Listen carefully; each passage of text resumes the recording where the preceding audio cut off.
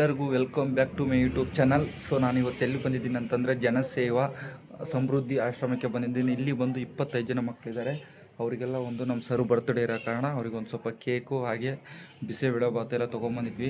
ಈ ಥರ ಎಲ್ಲ ಕೊಡಬೇಕಂತ ಅಂದ್ಕೊಂಡು ಪ್ಲ್ಯಾನಿಂಗ್ ಮಾಡಿಕೊಂಡು ತೊಗೊಂಬಂದಿದ್ವಿ. ಸೊ ನೀವೇನಾದರೂ ಈ ಥರ ಮಾಡಬೇಕಂತಂದರೆ ಬರ್ತ್ಡೇ ಸೆಲೆಬ್ರೇಷನ್ಸ್ ಆಗಿರ್ಬೋದು, ಬೇರೆ ಏನಾದರೂ ಮಾಡಬೇಕಂತಂದರೆ ಈ ಥರ ಬಂದು ಮಾಡಿ ಅಂತ ಹೇಳೋಕ್ಕೆ ನಾನು ಇಷ್ಟಪಡ್ತೀನಿ. ಯಾಕೆ ಈ ಮಾತು ಹೇಳ್ತಾ ಇದ್ದೀನಿ ಅಂತಂದರೆ, ಬೇರೆ ಕಡೆ ಹೋತಂದರೆ ಫ್ರೆಂಡ್ಸು ಫ್ಯಾಮಿಲಿ ಎಲ್ಲರೂ ಹೊರಗಡೆ ಡ್ರಿಂಕ್ಸು ಆ ಥರ ಕಳ್ಕೊಂಡು ಹೋದರೆ ಸಿಕ್ಕಾಪಟ್ಟೆ ಕಾಸ್ಟ್ಲಿ ಆಗುತ್ತೆ. ಅದ್ರ ಬದಲು ಈ ಥರ ಒಂದು ಸ್ವಲ್ಪ ಜನಕ್ಕೆ ಊಟದ ವ್ಯವಸ್ಥೆ ಮಾಡಿದರೆ ಒಂದು ಅನುಕೂಲ ಆಗುತ್ತೆ ಅಂತಂದ್ಬಿಟ್ಟು ಹೇಳೋಕ್ಕೆ ಇಷ್ಟಪಡ್ತೀನಿ. ಬನ್ನಿ ಮುಂದೆ ಏನೇನಾಗುತ್ತೆ ತೋರಿಸ್ತೀನಿ. ನಮ್ಮ ಸಾರದು ಇವ್ರದೇ ಬರ್ತಡೆ.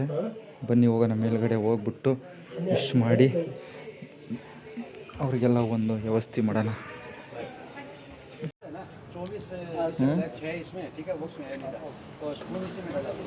ನಾಳೆ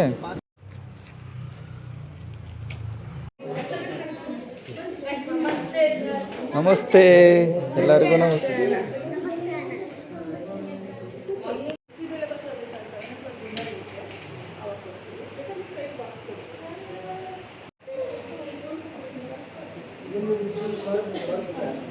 ಆ್ಯಕ್ಚುಲಿ ನೋಡ್ತಾ ಇರ್ಬೋದು ನೀವು, ಎಲ್ಲ ರೆಡಿ ಇದೆ. ಕೇಕು ಹಾಗೆಯೇ ಬಿಸಿಬೇಳೆಭಾತ್ ಎಲ್ಲ ಪ್ಯಾಕ್.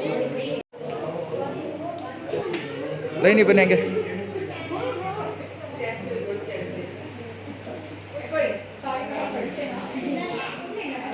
ಎಲ್ಲರಿಗೂ ಮಕ್ಕಳಿಗೆ ಕೇಕ್ ಕೊಡಲಾಗ್ತಾ ಇದೆ.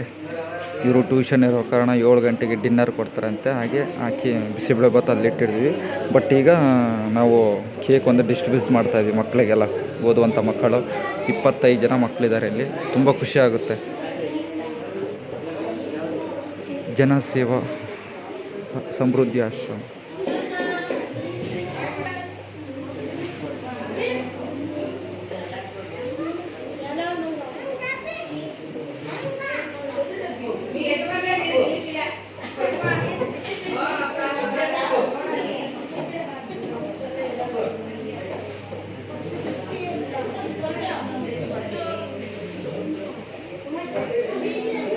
ಇಷ್ಟು ಮಕ್ಕಳು ಟ್ಯೂಷನ್ ಎಲ್ಲ ಇರುತ್ತೆ, ಟ್ಯೂಷನ್ ಎಲ್ಲ ಹೇಳ್ಕೊಡ್ತಾ ಇದ್ದಾರೆ ಅಲ್ಲಿ ಮೇಡಮ್ಮು. ಇಷ್ಟು ಜನ ಮಕ್ಕಳಿಗೆಲ್ಲ ಒಂದು ವ್ಯವಸ್ಥೆ ಮಾಡಿದ್ವಿ ನಾವು.